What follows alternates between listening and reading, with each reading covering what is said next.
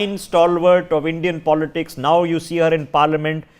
Priyanka Chaturvedi, she's been on the electoral ranks, back ranks, foot ranks, campaigning ranks, spokesperson ranks. She's done it all. She's a fiery person. Personally, I know her. But today, Priyanka ji, it has not been a good day. So I know you'll be disappointed. Now, how are you feeling? Absolutely.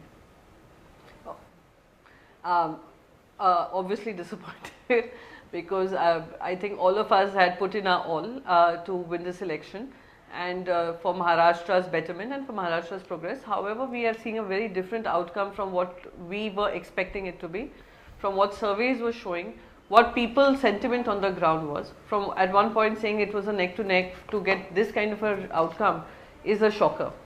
And thank you for all your kind words. It continues to be a struggle for Priyanka Chaturvedi and we will continue to struggle. I've never shied away from it and I will continue to fight another day. No, well, you've struggled all the way up. You're a member of parliament now. Let's not kid ourselves. That's not an easy thing to become. You deserve the positions that you've got. But the question I want to ask you is, let's say you end up around the 20 figure. Is that enough to be effective as an opposition? I mean, because you've not done well, but the Congress is the one that's really completely collapsed. Absolutely. Yeah, absolutely. For an effective opposition, we were hoping that we would be stronger in the assembly. But with these numbers, which again, what I saw the sentiment on ground and how it was panning out, it's really hard to believe, and something that we need to investigate whether this was really a free and fair election. But however, having said that, to be effective, we can be effective even at 50 seats when we saw the party split. As an opposition, we continue to hold them to account. We saw a Lok Sabha outcome which was in our favor. I'm very certain it will turn around, and people's sentiments, if it is because of Ladki Behen or various other schemes that they introduced post the Lok Sabha loss, will come to in some way hound them if they do not live up to the expectations of the people.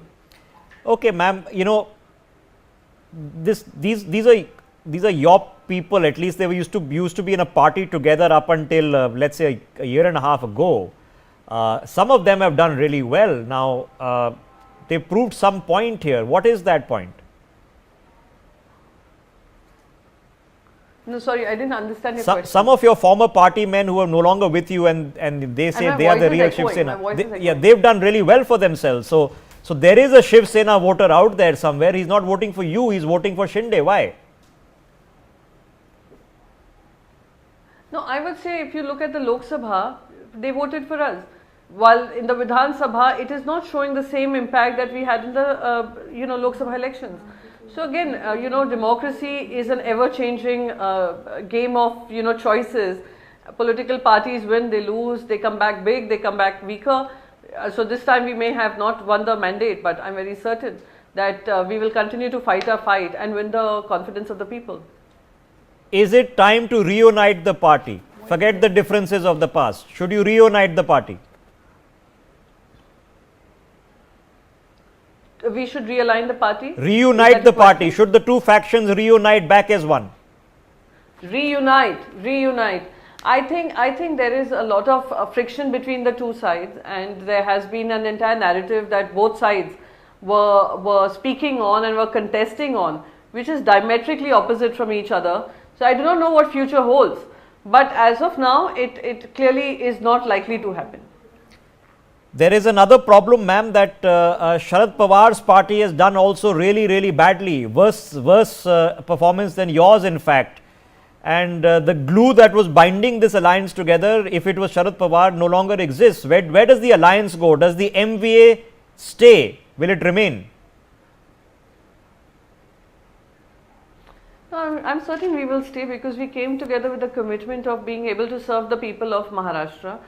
Again, I would say losing an election is not the end goal, or winning an election is not the end goal. It is a continuous realignment with the people of the state, people's expectations of a political party. So of course we will learn from our mistakes, and however I will continue to say this outcome was unexpected, including, I mean, I'm not just saying as a political party spokesperson. If you were to ask people from Mahayuti also, they weren't too confident about their own victory. The kind of numbers we are seeing was not the numbers that they also were confident about. So that is why I think that this while we of course refocus, re-energize, it would also do well for the election commission to win the confidence of the people again, because many places that we went to, they continue to say our vote will go for us, but please ensure the EVMs are not fooled around with. Okay, I don't want to roast you on a bad day, because I've known you for a long time and you've had good days as well.